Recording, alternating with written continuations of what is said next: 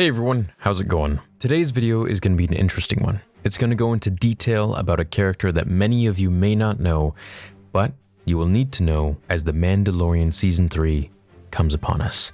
And even more so as the Book of Boba Fett nears. You'll see what I mean in a minute, so let's begin. Called a barbarian by Count Dooku for good reasons, the brutal, egomaniacal, yet charismatic first leader of the Mandalorian splinter group, Death Watch, was a man named Tor Vizsla, who among his many atrocities happens to also be responsible for the slaughter of a young Jango Fett's family. Geared in striking black armor with a red cape and armed to the teeth, Tor was fueled by fever dreams of galactic conquest and a return to the traditions and ways of his people's warrior forefathers. However, there was an obstacle in his path to glory.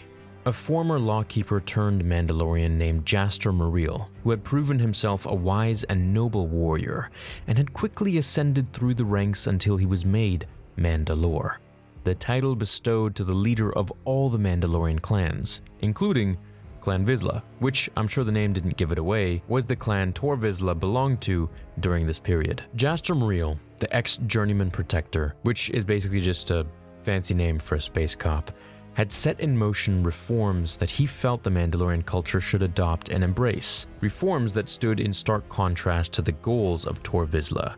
And so, as you guys might have guessed, the idea of someone like Jaster being the leader of all the Mandalorians didn't sit quite well with Tor. At the time, Mandalorians had a well-earned reputation as savage raiders and conquerors, but their new Mandalore wanted to change that perception by having his people embrace a new ethical and moral code, which became known as the Super Commando Codex. This new way of thinking focused on making the warrior clans see themselves not as enslavers of other systems, but rather as a high-paid mercenary who conducted themselves with honor and distinction. To a hot-headed guy like Tor Vizsla, Jaster's reforms were seen as a direct existential threat to the history and traditions of the Mandalorian warrior culture. So he decided to pursue the title of Mandalore for himself. However, the problem was that he wasn't the only one in opposition to Jaster's rectification, so to speak, of Mandalorian culture either. The pacifist faction known as the New Mandalorians also disapproved of the concept of an honorable Mandalorian mercenary. This is because as pacifists, they were devoted to neutrality and peace above all, and they were severely opposing any form of violence and military might. But that just made Tor despise them even more than he did Jaster Mereel. So, gathering followers with a similar desire and craving to return to the conquering glories of their past, Vizsla set in motion the decades-long Mandalorian Civil War when he led a bloodthirsty coup against Jaster's faction for control of the galaxy with his own warrior sect, which, yes, was Death Watch. Jaster Mereel and the warriors who remained loyal to him and his cause named themselves the True Mandalorians. So, to not get confused, all the names that we have so far are Death Watch, the New Pacifist, New Mandalorians, and Jaster's True Mandalorians. Alright, so the True Mandalorians went into hiding as Tor Vizsla's Death Watch dispersed their forces and battled them across the galaxy. Now eventually, their war came to Jaster's former homeworld in the Outer Rim, the agricultural world Concord Dawn. This is where Vizsla's warriors continued to hunt down Jaster's forces throughout the planet, with one of their earlier skirmishes occurring near a farm that was the homestead to a family with the surname, you guessed it, Fett. This was Jango's family's farm. The battle didn't go Jaster's way, so he and his followers had no choice but to retreat into the Fett's family crop fields. When the owner of the farm discovered them, he recognized Jaster, as he had replaced him as the journeyman protector of Concord Dawn after the True Mandalorian's leader had been exiled. So, the Fetts offered them refuge, but Vizsla's Death Watch was in hot pursuit and came across the son of the farmer,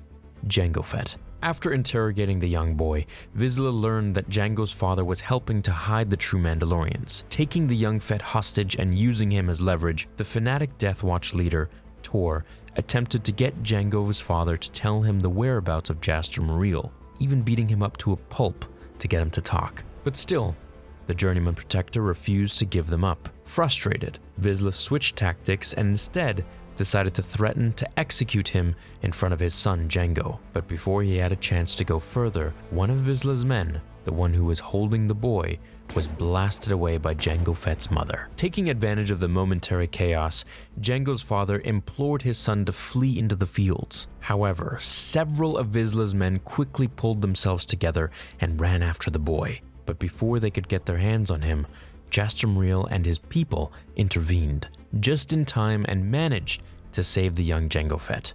The problem was there was nothing they could do for his family. Jango's parents were killed and he believed his sister Arya shared the same fate. However, in fact, she was instead taken in by Death Watch and would eventually end up becoming one of them.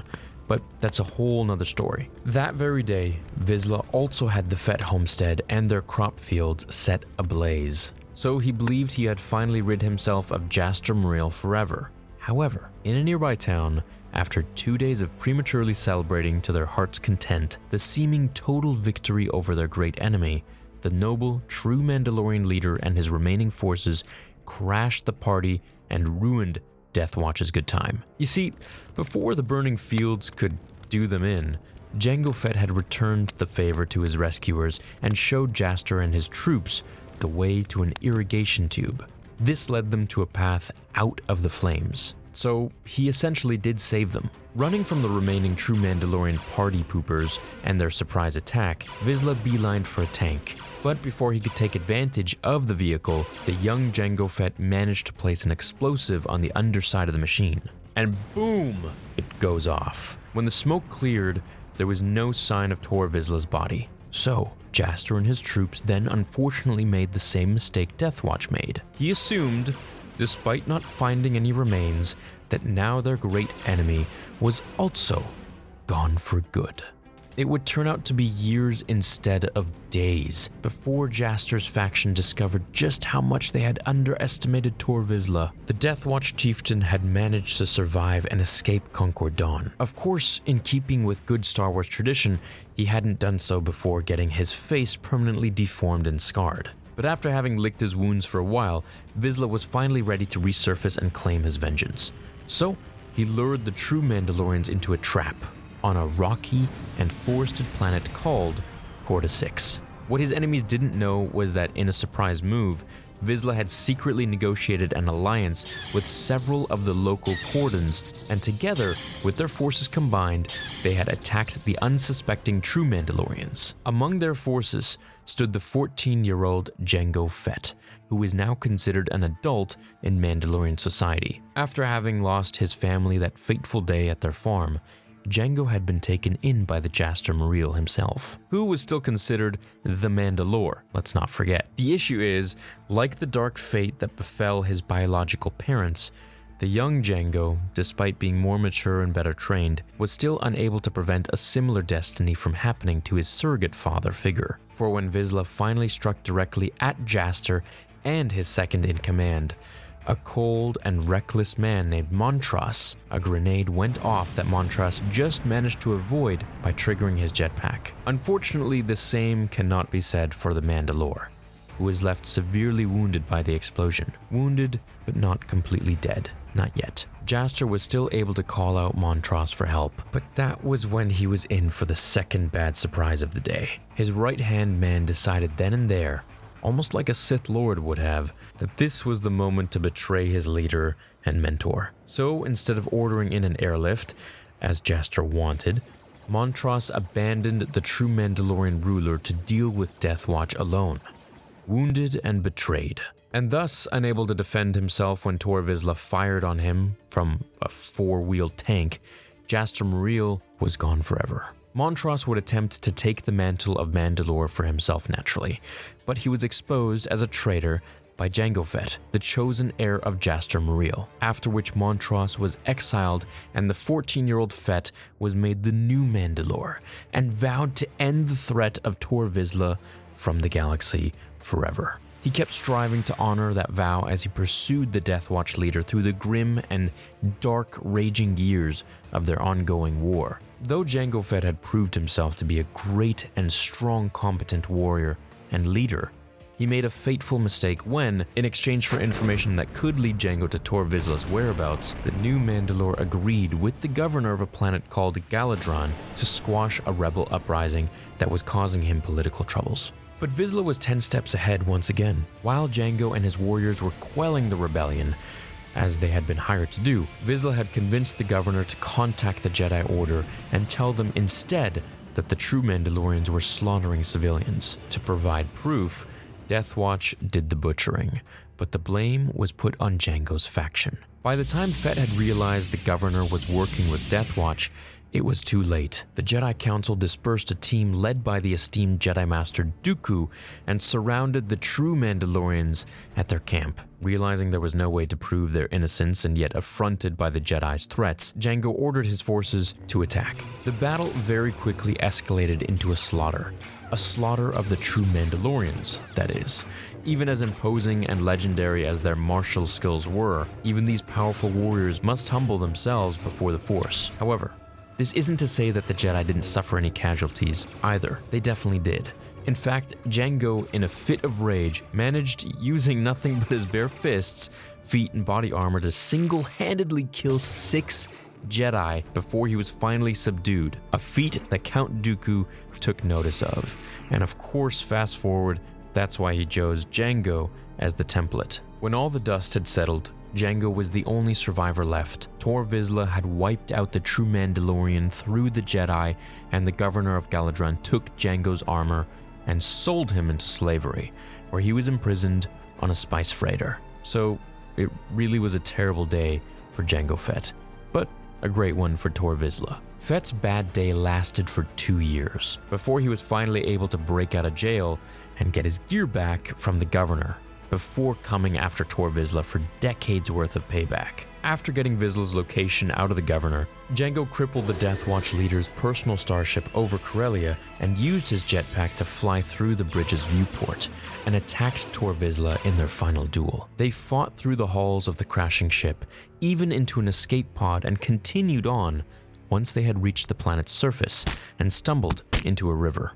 After all this time, Tor Vizsla was a hair faster, and the instant an opening presented itself, he stabbed Jango with a poisoned blade right between his torso's armor plate. However, as Vizsla was savoring his victory much like Maul did against Obi-Wan, it turned out to be premature, as just before Jango fell into full unconsciousness, it was Tor Vizsla's turn to be too slow, as in the last second Jaster Mereel's adopted son and heir to his throne popped out the blade of his armor's gauntlet and cut a deep wound across Tor Vizsla's stomach. As Jango Fett finally lost consciousness, the blood from Vizsla's wound drew the attention of the local Corellian predators. The spined and carnivorous feline dire cats tore into the Death Watch leader's body, eating him before he had a chance to kill Jango. Jango Fett was spared from being their food because of the poison flowing through his veins. They could sense it, and they left him alone. The very tool meant to have led to his demise was what saved his life in the end. Jango woke up the next day unharmed. As for Tor Vizsla, well, after his death, the Mandalorian Civil War ended with him. What remained of Death Watch went into hiding across the galaxy and stayed there until they would once again carry their banners for war during the Clone Wars. And as for Jango Fett, well, he became disillusioned with the ways of the Mandalorian society and chose to utilize his unique and deadly skills as a bounty hunter once again. And we know how the galaxy changed from there, in Legends at least. Hope you enjoyed this long, extensive video. Please give it a share to all of your friends who want to know this information, very detailed. I would highly recommend that you read the comic series Open Seasons, which goes through illustrious pages of artwork showing and depicting this entire story. Leave a like on this video if you enjoyed it. I will cover more from Jango's life way after this, and of course Boba's in the Legends comics because they're pretty awesome. Thank you for listening, and I will see you in the next episode of Star Wars Theory. Until then, remember, the Force will be with you, always.